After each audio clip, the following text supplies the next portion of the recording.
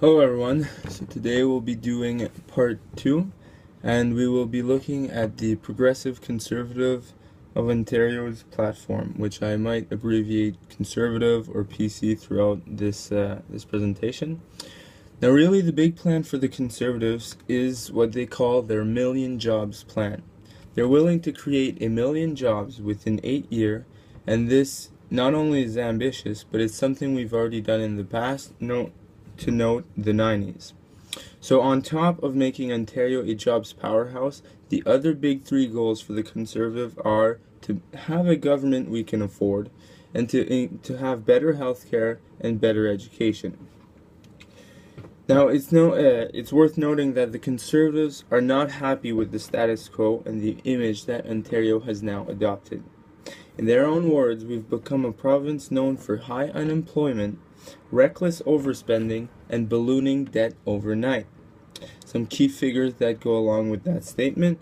Well, it's been 7 years straight since Ontario's unemployment rate has been higher than the Canadian norm. This amounts to 800,000 unemployed people. Currently, Ontario sits at a debt of $289 billion. Our debt has more than doubled since the Liberal took office. Our current debt grows by $1 billion per month. Ontario has also been receiving equalization payments from the federal government every year since the Liberals have been in power. Equalization payments are a program that started in 1982, and essentially they would balance out the wealth of the provinces in order to ensure that each province could have key basic services such as education, healthcare, and transportation. So it's a good program, but nonetheless, if we've been receiving some of the payments for the last 12 years, it means we're not holding our share of our own share of Canada. So let's get to it. They want to make Ontario a jobs powerhouse. Now, here are some of the things they want us to consider.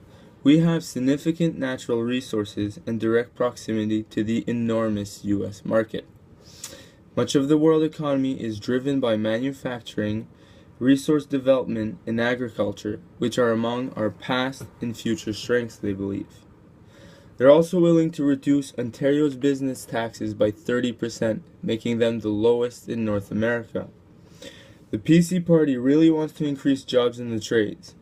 They will make it easier by making trades training a community college course like any other. They're willing to abolish the College of Trades because right now they define it as just a bureaucracy to tax tradespeople and to limit job creation. So right now there's definitely a boom in the trade, so if they can take advantage of that and make it easier for those tradespeople, that would be great. Now, in terms of the big actions they're willing to take, well, first and foremost, they want to make energy affordable.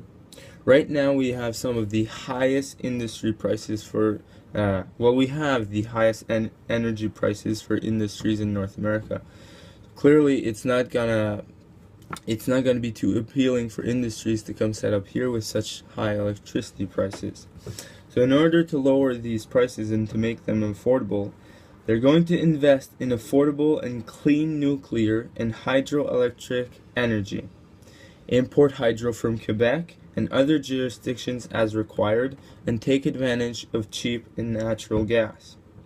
Now, right now it is abundant, which does make it cheap, but it might not always be like that, and it's sure that the prices are bound to increase.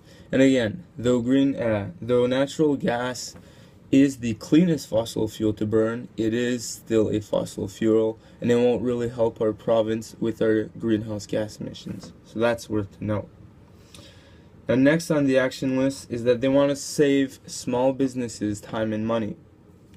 How they're willing to do that? Well, they want to reduce the bureaucracy and regulation on behalf of the government. By all means, sometimes there is too much bureaucracy and it can put the spokes in the wheels. However, some of these regulations might also be environmental regulations. So again, they don't necessarily say where they're going to go cut along, but I believe that there definitely could be some regulations and steps that could be mitigated, and they should be able to save some time. Also, they're looking to reduce income taxes once the budget is balanced in order to continue boosting the economy and, in their words, not punish people for doing so well. Sometimes in the higher tax bracket, they're taxing up to 45% to 50% of your salary. It can be incredibly discouraging. Now, as I previously mentioned, they're willing to give a tax break on all businesses by 30%. This, believe it or not, might not help the small businesses as much as it'll help the bigger businesses, because whenever you lower the tax, you do make the richer richer.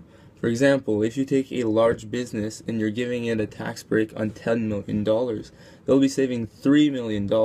Whereas if you give that same tax break on a smaller business, which would only be making, say, $1 million, they're receiving a tax break of $300,000. So you can quickly see how the rich become richer and then they become more powerful, and then they can outmaneuver the smaller businesses. So that's why if you want to spur small businesses, you really can't be too lenient on the big companies because then they just end up pushing us out. Now, the next action is that they want to generate public dollars for the public good. This one's particularly good and interesting by the way they're willing to go.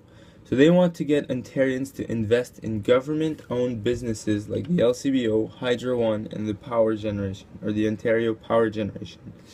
So right now, a lot of our pension plans and investments are being invested outwards. They want to start bringing back those investments inwards. Definitely a smart move.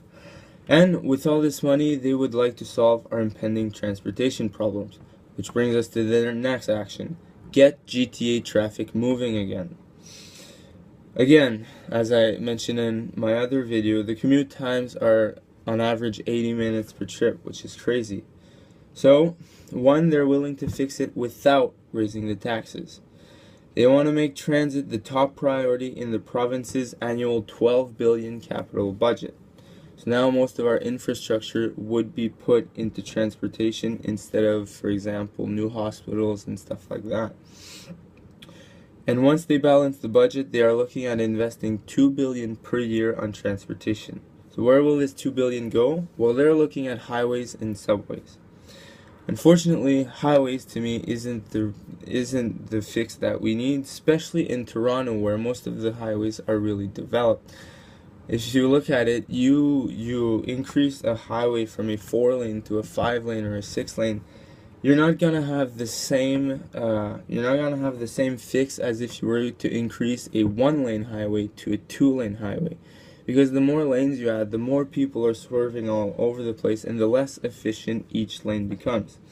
And really, when you promote that we're going to enlarge the highways, what does that do? Drivers see it as, oh, our highways are going to get bigger. Yes, we'll be moving again, so we'll keep taking our car. No, that's not the route to take, because essentially you're generating advertisement for your car, and our problem right now is the car.